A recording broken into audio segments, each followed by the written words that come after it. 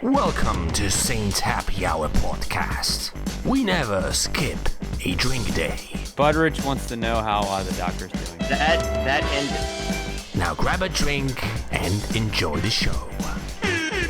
All right, everybody, welcome to another edition of Saints Happy Hour podcast.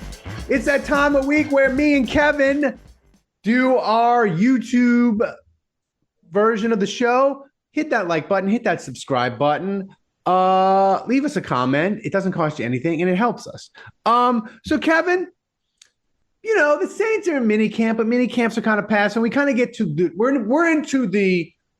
entering the doldrums where like the Saints, like between now and training camp, any news they have, 90% of the time it's going to be terrible. Like we don't really want any Saints news between now and when camp starts. If you told me that, if you could told me you can have an option of no news or there's like a 5% chance the Saints will do something interesting and it'll be good news, I would just say give me no news, because my experience with the Saints is once you get into the middle of June and July, any Saints news, it's going to be terrible. So just give me no news until training camp starts. But in that void, we still churn out podcasts because we are, I wouldn't call us professionals, but we're dedicated, right? We're dedicated to our people. We want to churn out Saints content. We want stuff to talk about. So I think you came up with this topic, or maybe I did. But anyway, they had a lot of Jimmy Graham stuff on the Saints Twitter the last couple of weeks, and it hit me. It's been 10 years since they traded Jimmy Graham. 10 years since they did that, and I just want to say, when you rank the, oh my God, the Saints just did what? Like if you rank those moments of the last 15 years, Yeah. trading Jimmy Graham might be number one of the, they did what? Are you bleeping kidding me? And it like fell out of the sky completely unnoticed. There wasn't any sort of simmering. The Saints are exploring. They're talking to teams. They're thinking of moving him. Jimmy Graham is unhappy. Like there was none of that. He just dropped out the sky. Now we'll review sort of why they did it, and his relationship with the Saints kind of got screwed up with the arbitration hearing and all that. But Kevin, can you think of a bigger Saints moment in the last 15 years where you were like, oh my God, they did what? You know? Last 15 years, so that would put us back to 2010. I mean, maybe DA getting fired, but Well, wait a minute. Hang on. If we're going back the last 15 years, you would almost have to go back to you have to go back then to exactly 15 years and say May of 2010, because if you go back to include all of 2010, it's like, wait a minute. They won the Super Bowl at the start of 2010. I would say this is my list of like, oh my God. Sean Payton getting suspended for the whole year was an oh my God moment. We thought it was going to be like 4 weeks, 5 weeks. We didn't think it would be the whole year. So that was an oh my God moment. Jimmy Graham was an oh my God moment. I'm trying to, you could almost say Tagliabue, and maybe this is too in the weeds, but then again, we are a Saints podcast, so it's like if you're a that's right. If you're a fucking Chiefs fan listening to us, I don't know what you're gonna get, but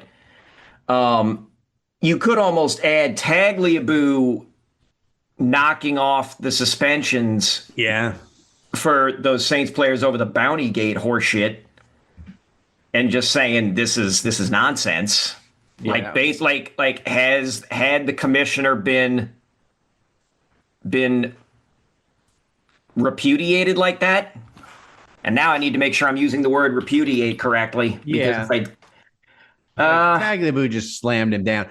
That was big, but I don't know. I used to accept and Dennis out, but this isn't a podcast of like ranking the biggest sure events of like the last 15 years. Refute is probably the better term. I tried getting too fancy. I was like Sean Payton in 07 and 08. I tried getting too cute with some of the offensive plays, like doing a double reverse and losing 7 yards in the process. But the Jimmy Graham trade, the one thing that I will admit this freely, I hated it when they did it. I've hated it forever. To me, it gets worse over time. It was a disaster. It didn't succeed. They traded a Hall of Fame level tight end for a pretty good center, and what ended up being a bust of a linebacker. Now, we'll get into all that, but I think maybe we need to lay it out in that he did the sort of arbitration hearing where Jimmy Graham was like, I'm not a tight end. I'm a receiver. Right. I want to be paid like a receiver. And it got really contentious with the Saints. They had to go to an arbitrator. Sean Payton had to testify of what he was, and it just damaged their relationship in a way that was not healthy. And the Saints ended up paying him, and they ended up making him, I think, the second highest paid tight end in the NFL. So it wasn't like they shorted him of a ton of money, although he wanted to be a receiver. That would have been more money. And to me, this trade for the Saints, it was a disaster because they didn't really fix their offensive line. People will say, they figured Max Unger and blah, blah, blah. He was a nice center. He's pretty good. He wasn't great. And when they needed Max Unger the most in the 2018 playoffs, he got destroyed because he was washed and he retired the next year. Yeah, but here's the funny thing, though. Max Unger still made the Pro Bowl in 2018. Dude, go back and watch that Eagles playoff game. He got eviscerated by that Eagles defensive line. I'm just telling you. I'm simply telling you. Max Unger made the Pro Bowl in 2018, and they couldn't. That's all I'm telling you. And they look. He played. Here's the funny thing. I would still argue. Argue is maybe even too strong a word. I'll say this. I am not prepared. In fact, I am unwilling to die on the hill when I say this, but the Saints won that trade, but it was still a bad trade. See, my thing is, you traded a guy who was on the trajectory of going to the Hall of Fame. Be in the Hall of Fame. He was on the trajectory to be in the Hall of Fame. You traded him for a center. Right. Even if I grant you that he, quote unquote, fixed the Saints offensive line, which I don't believe he did. He did not. He made it better, but he didn't fix anything. And they couldn't run. But my thing is, if you needed a center that bad, you know what you could have done? Drafted in 2015? one. You could have drafted one, or you just could have signed Alex Mack, who the Falcons signed in free agency in 2015, and not traded a potential Hall of Fame tight end. And the fact that Jimmy Graham went to Seattle and wasn't as good is of no consequence to me. He wasn't a great fit in the Seattle offense. All he did in Seattle was basically be awesome in the red zone, right? I'll say this. Alex Mack played an extra. So after the trade to Atlanta, he had 6 more seasons in the league, 5 of them with Atlanta. He had 4 Pro Bowls and made the AP team. What is that? The AP second team, the AP or All Pro. I'm sorry, All Pro second team. He made the All Pro second team twice with Atlanta, and he got the 3 Pro Bowls with Atlanta, and then that final Pro Bowl in San Francisco. So here's again, in the extreme micro, the Saints won the trade. In the macro, the Saints lost, just period. Yeah, not the trade, they just lost. I would make the argument that the no call cost the Saints a Super Bowl opportunity in 2018. That's indisputable. Correct. The thing that I will say is that if the Saints had not traded Jimmy Graham, or Jimmy Graham, if Green Bay had not paid him a ridiculous amount of money, because apparently he had mended defenses, he was going to come back. The Saints kind of thought it was a done deal. They thought they had him back in 2018. If he would have been back, he'd have caught the pass that Dan Arnold dropped in the NFC Championship. And maybe the no call is of no consequence. The no call doesn't even happen. The no call doesn't happen because the Saints are already up to such a degree. Like the Saints are already they're not.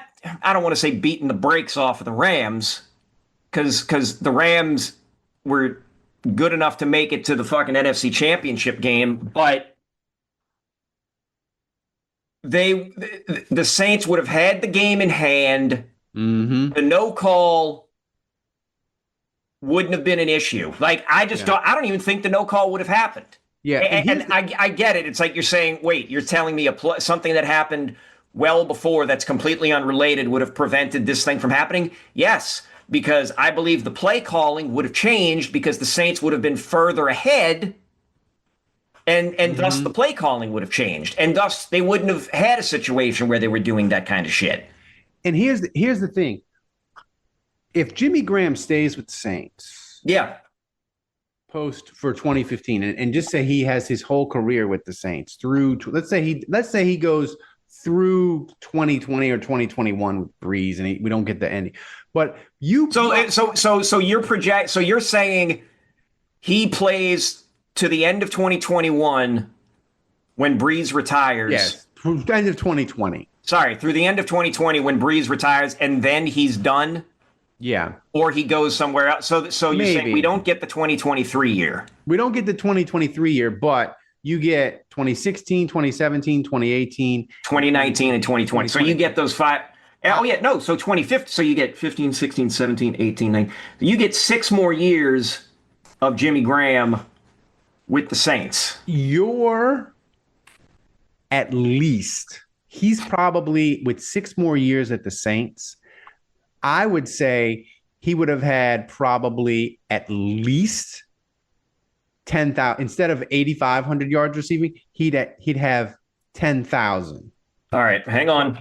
Let's see. Tight ends with, I almost typed in 100,000 yards. Tight ends with 10,000 career receiving yards.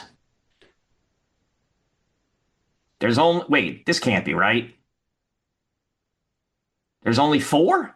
That's about right. Tony Gonzalez, Antonio Gates, Jason Witten, and Travis Kelce. Yeah. That can't be right. That sounds about right. That can't be right. That sounds about right. And Shannon Sharp finished with 99.61. Gronk finished with 9,200. And Gronk is probably going to the Hall of Fame. Gronk's a first ballot Hall of Famer. Look, you can hate the Patriots all you want. Gronk's the best tight end that ever played. Like when you include everything, receiving, blocking, all of it, Gronk's the best. Like Gronk could have played a decade and been a 10-catch. He's our blocking tight end. Brother, man. Tony, I tell you, like Tony Gonzalez is so far, is like 15,000 yards, 270 games played. Yeah. That's nearly double the number of games Gronk played. But the funny thing is, Gonzalez played nearly double the games and finished with 111 touchdown catches. Gronk had 92. Gronk was incredible. No. And again, this is not to say that Gronk isn't great, but it's just like if Jimmy Graham would have stayed with the Saints, if Jimmy Graham would have stayed with the Saints, he's a Hall of Famer. I mean, he is a Hall of fucking Famer. And I'm looking at this all-time receiving yards list. He finishes with 8,500. That's 8th all-time. 89. I guarantee you, he finishes ahead of Gronk. Yeah, he gets he gets over 10,000. He might if he gets over 10,000 because now I'm going and I'm looking at. So let's see. So over 600, over. So I'm looking at his numbers in Seattle. Well, here's my thing, Kevin. If he stays with the Saints for 6 more years, He's definitely over 10,000 yards. And I'm telling you, Jimmy Graham in the red zone in 2015, 16, 17, 18, 19, and 20 with Drew Brees, I would argue he probably has 20 more touchdowns. So then he's at 100. If he's at 10,500 yards and 110 touchdowns, he's going to Canton. Well, that 2017 year with Seattle, he had 10 touchdowns. Yeah. And so that was so after leaving the Saints, these are the here are his touchdown catch totals. 2, 6, 10, 2, 3, 8, 3. Comes back to the Saints and gets 6. 4. He had 6. Four. Wait, no, sorry. 4. I looked at 4. He had 4. I jumped and moved over a column. 4 catches or 6 catches, 4 touchdowns. He would have had higher numbers. He would have had higher numbers than he did in Green Bay and Chicago. I believe that, or like on the aggregate or the average, he would have had higher numbers. And it just would have been, I think he would have just been more consistent. He would have consistently slid, but would have finished higher. So now I want to add these fucking numbers up. So so with Chicago, he had 11 touchdowns. With Green Bay, he would have had 5. He'd have had a handful more total. He'd have probably done slightly better than the Seattle numbers. So I'm looking at 7, 8, 9. So let's add that to his total there. So he would have finished, he would have cleared Gronkowski. He already cleared him in games played, in receptions, cleared him in what the hell is TRG? I don't fucking know, but had him, well, wouldn't have beat him in average, but might have had he would have cleared him and other people in catches, games played, touchdowns. And go ahead. No. That's it. Here's my point with all that data you just said. You don't trade what that would have been for a pretty good center and a first round pick. I would have much rather Jimmy Graham, whatever his career would have been with the Saints, I would much rather that. But in injuries, disappointment, whatever, I'd much rather that door than Max Unger and Stephon Anthony.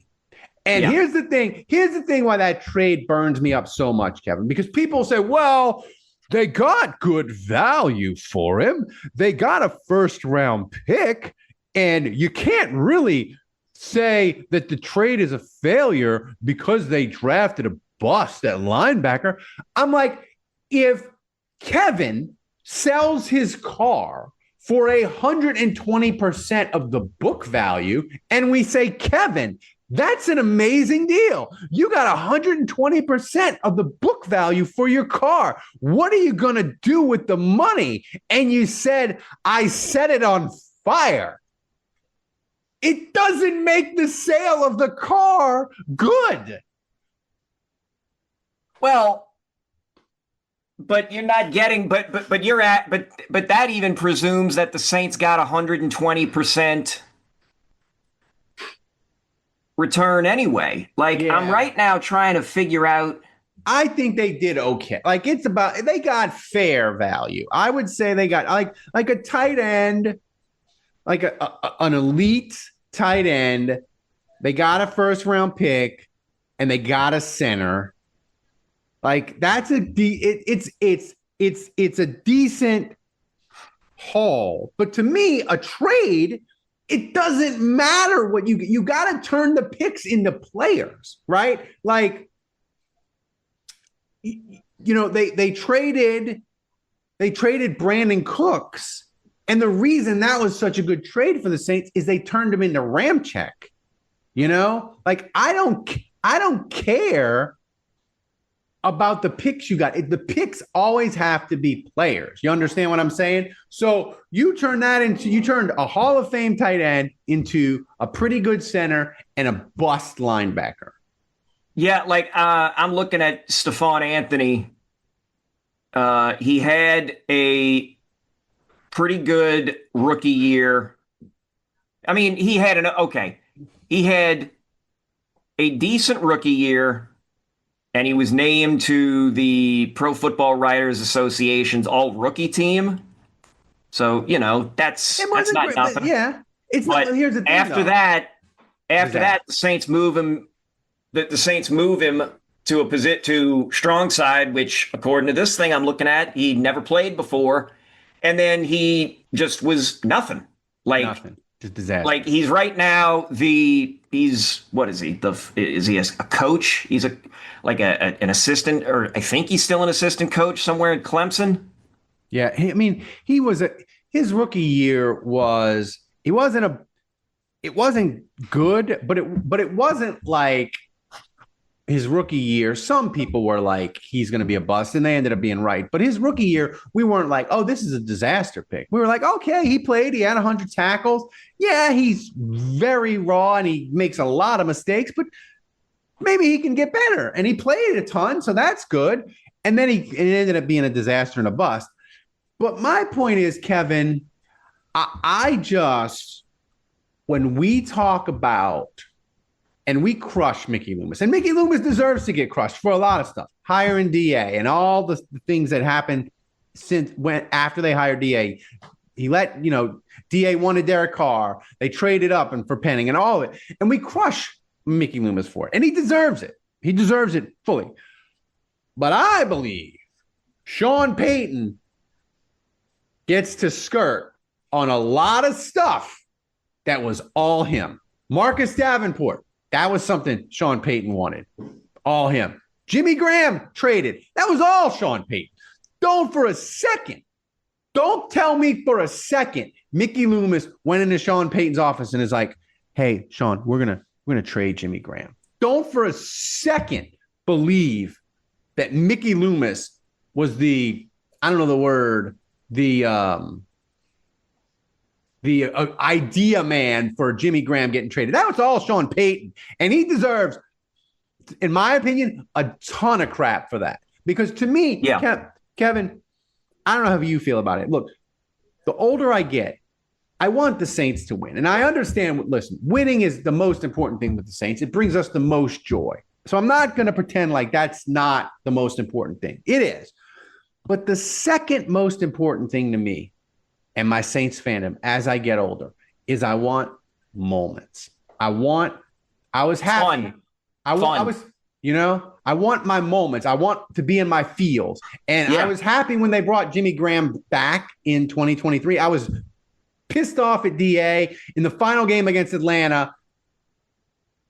Why didn't you get Jimmy Graham a touchdown? Why didn't we get one last Jimmy Graham touchdown dunk moment? That's what I wanted. I want those moments. And I'm going to tell you, Sean Payton trading Jimmy Graham, I believe, and I will die on this hill, he cheated us out of a Saints player in the Hall of Fame because his ego or whatever, they traded him to Seattle.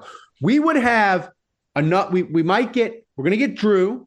Yeah. Probably going to get Jari Evans. I don't think he'll go in the same year as Drew, but he's going to progress. Jari Evans is going to get there.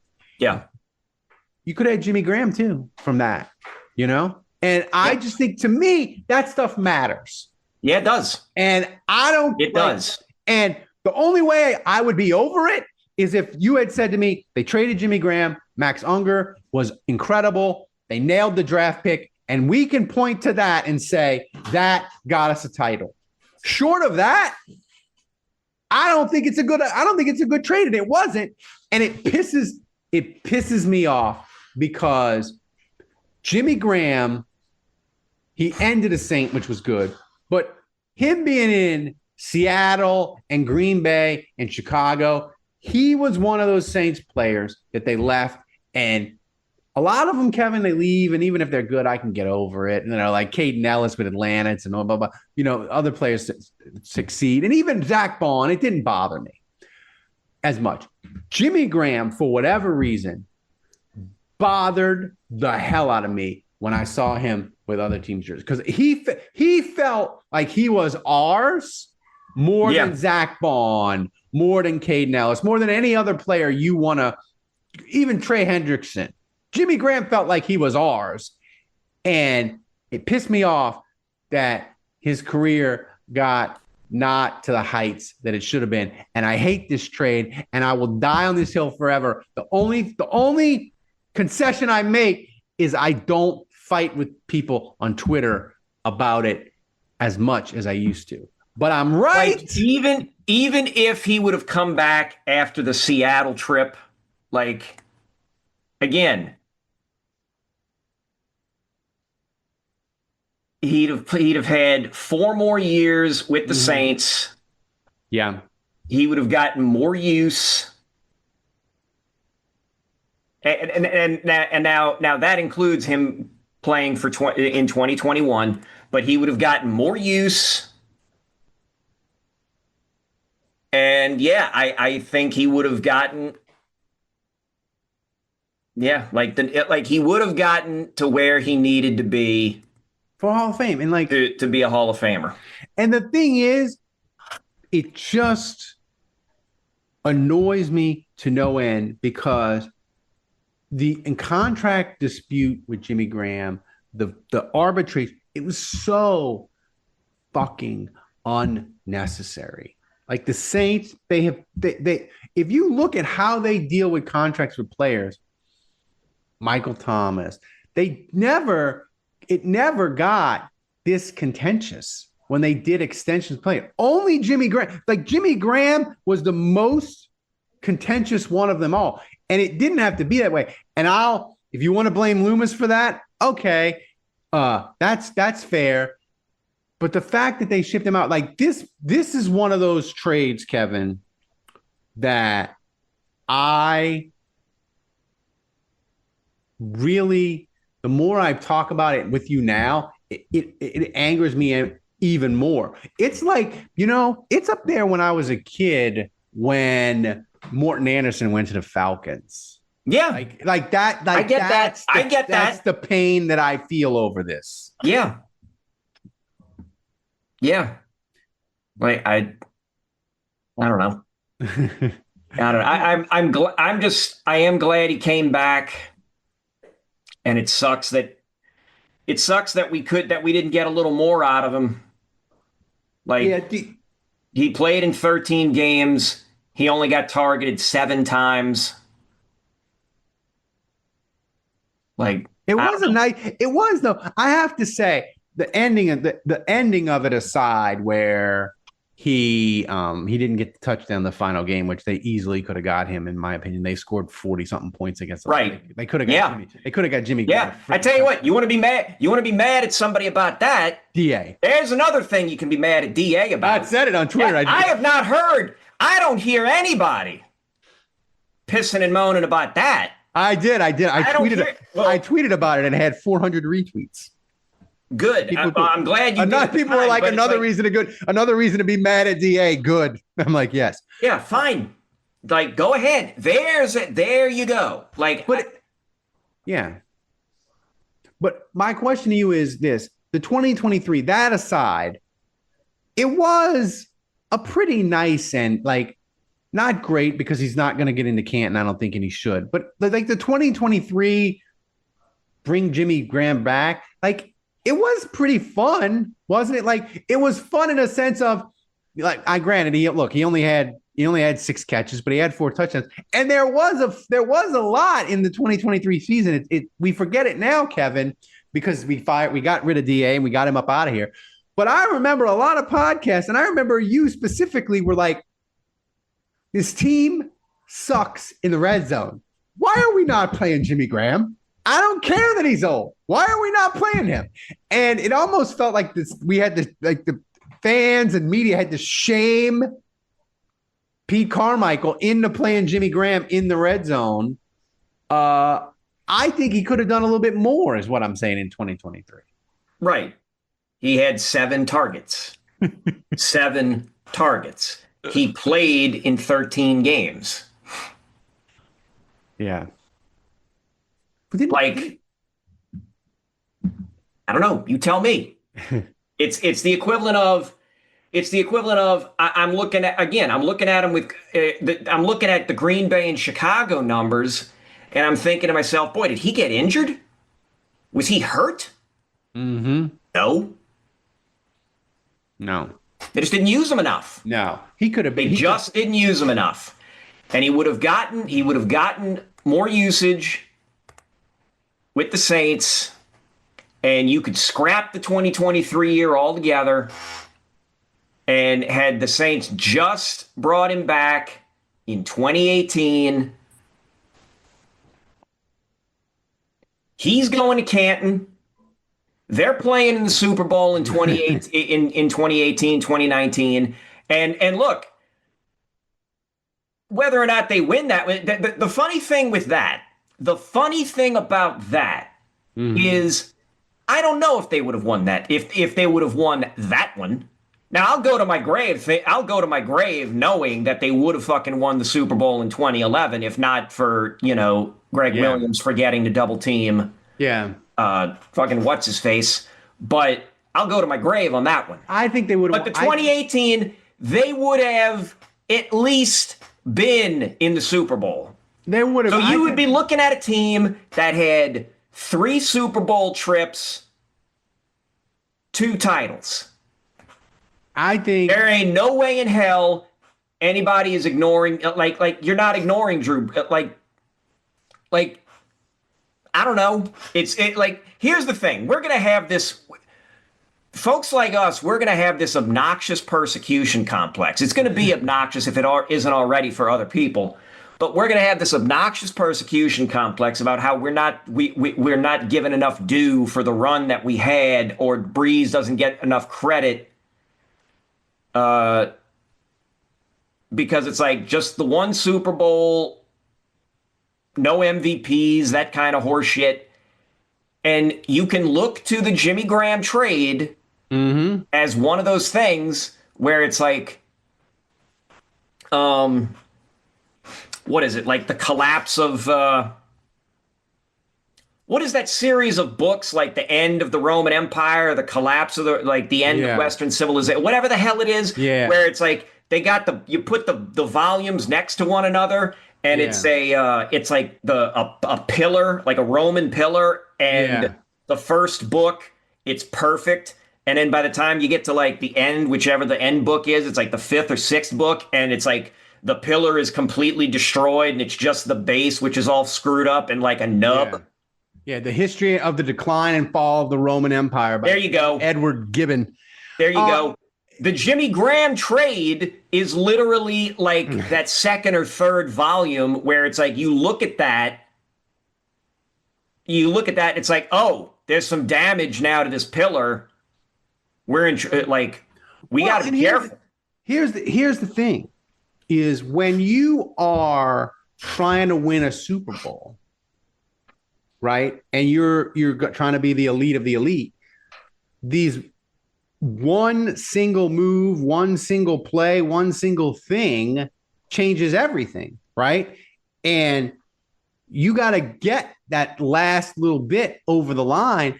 And I just believe like the Jimmy Graham trade and him not being around in 2018. And that was one of those things that didn't get over the line. And it just makes me mad. But it just,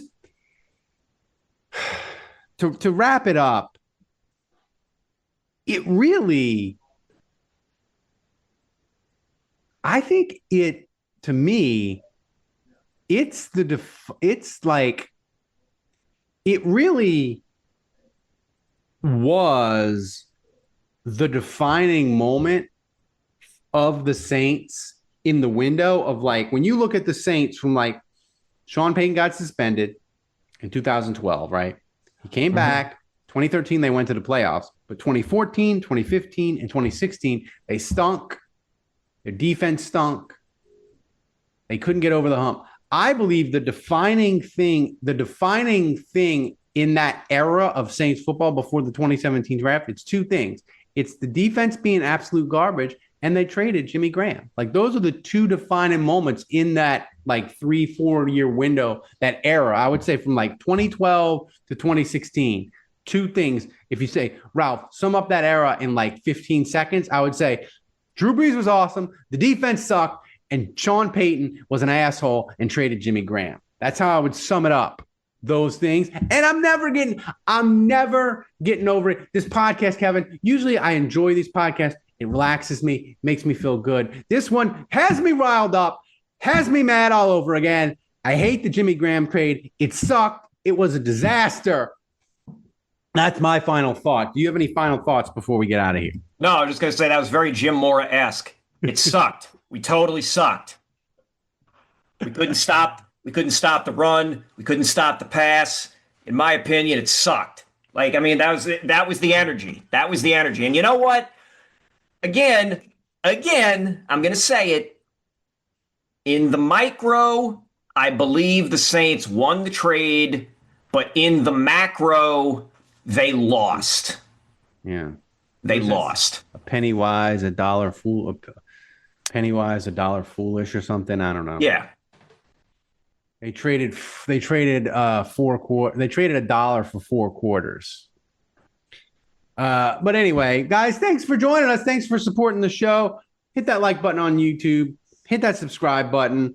Leave a comment. It helps us and it doesn't cost you anything. And go to patreon.com/Saints Happy Hour. Become a patron. Get access to our Discord. We're doing amazing freaking things. You're going to want to be with us all season long. I promise you, it'll be the best money you spend during Saints football season. So for Kevin, for Thomas, who will produce this show post-production, the best producer on earth running the show back in Poland. Until next time, the bar is closed.